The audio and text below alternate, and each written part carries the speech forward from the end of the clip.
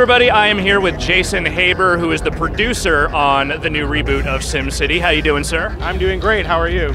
I'm fantastic. I just saw your game, so I'm actually pretty stoked to talk to you about it. So, SimCity, it's back. It looks like SimCity, I'm excited about it. What was the inspiration to bring it back now, like after all these years? Well, as you know, SimCity is the original city building simulation. And for years, ever since SimCity 4, we've wanted to bring it back, but we needed the technology to sort of catch up to where we need to be. And really, Glassbox is the engine that we've wanted to build to make this new SimCity. And finally, we have the technology. We have the technology to be able to do it. And plus the fact that we have the internet connection is really present throughout the world, really allows us to have that online connectivity that we need to have that multiplayer. So let's talk about the Glassbox engine a little bit. There was a phrase you used that it was like, there was integrity to it. Was it the way you were phrasing it? Like, what does that mean in the context of the game? Right, so we like to say Glassbox is a simulation with integrity, where what you see is what we sim. So everything you see in the game, every car driving around, every sim walking around, even the buildings themselves, is actually what's happening underneath the engine. So you'll see buildings get graffiti when they have crime, or if you have fire, obviously it's fire, but you see sims walking from home to work, and that's actually what's happening in the simulation engine. And you can even peel back that engine and look at those data layers, and that sort of visualizes the data in a really easy to read, easy to access way. Well, so like, what's some examples that like, what if I'm peeling back and I'm kind of looking at that data flow, like what's something that I can see that like, I wouldn't be able to see just like looking at the main thing? One of the things, power is one of the great examples. When you look at the power layer, you can watch the energy sort of flow out from a power source and go through the city and get sucked up by those buildings. And so it's really obvious if you don't have enough power because it only flows too far. And so in the example we showed today, we showed the power example, you can see the yellow lines sort of show where you have power and the red shows where you don't. Another example of one of our heavier data layers, we like to call them heavy data layers, where we sort of peel back the graphics, is our crime layer. And so while we do have the graffiti to show you what's going on, we can switch over to this crime layer, and it gives you a really in-depth look at what's going on. It sort of paints the landscape with crime. So basically what you're saying is all graffiti artists are criminals, and if there is graffiti around, they must be destroyed, is what you're getting at. All I'm saying is that graffiti is indicative of crime. Fair enough.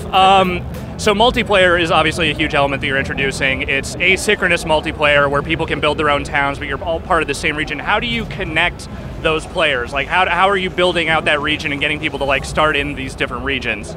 Right, so when you start a new region, you'll have a sort of a choice of how you want to play it. You can play solo, or you can play all the cities on your own. You can select to play only with friends or people you invite. We're still trying to figure out the exact mechanic. And then you can also just jump into a random region with strangers. And we think all of those will be fun, different ways to play. So. And can you have like open regions or closed regions for just you and your friends? Oh yeah, you'll be able to do that. Cool. Now, like, what are some of the ways that the interaction between the towns work? Like, the one thing you showed was like the airport project, where all the towns were providing resources to build this airport that benefits everybody. What's like some of the other stuff you can build and like work in with your friends? Right, so that was a great work, which is sort of how all the cities collaborate on one big project. And we'll have things like space shuttles, and we have solar farms and arcologies, which everybody loves, and of course the airport we've shown you, and there'll be a lot more of those. And the other thing you can do is there'll be benefits you sort of share with your neighbors or trade with your neighbors. So like we had an example of power. So we had an industrial town that was generating a lot of power, and they were offering it over to their neighbor. And then you can hook up to that, and you don't need your own power plant in your own city. And then finally, there's the choices you make will sort of ripple out across the region. So as we saw with that crime example, there was a bunch of crime in the city, and then it actually rippled out and caused a criminal to appear in another city. Now, I'm kind of an old school SimCity fan. Like, I played a lot of the very early games. I kind of stopped around SimCity 2000 because, quite frankly, it just got a little too complicated for my feeble brain. Somewhere around the time... Yeah. SimCity 2000 was too much? Sometime around the time plumbing got introduced, it was just too much for me to deal with. But looking at the engine and the way you were sort of like building stuff out, it seems like it looks incredibly complicated, but the way you actually sift through stuff is pretty simple. Like, how are you kind of building out this interface to like deal with thieves like me?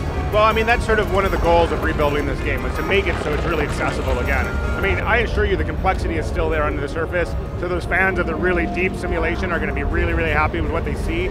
We've also made it really easy to understand what you need to do. And so those data layers are a big, big part of that. So you can look at your power layer, your water layer, your crime layer, and you'll know exactly sort of what actions you need to take to move forward from there. what's the thing for you personally? Like, what's the thing looking at this game and I'm just going like, this is the thing that I have always wanted in this game. This is the thing I'm most excited about.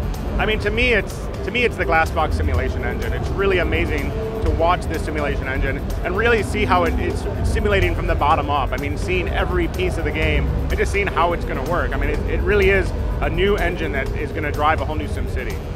Awesome. When can we expect to play this on our PCs that we will inevitably have to buy in the next few months? Well, SimCity is coming out for the PC in February 2013. Awesome. Thank you so much, dude.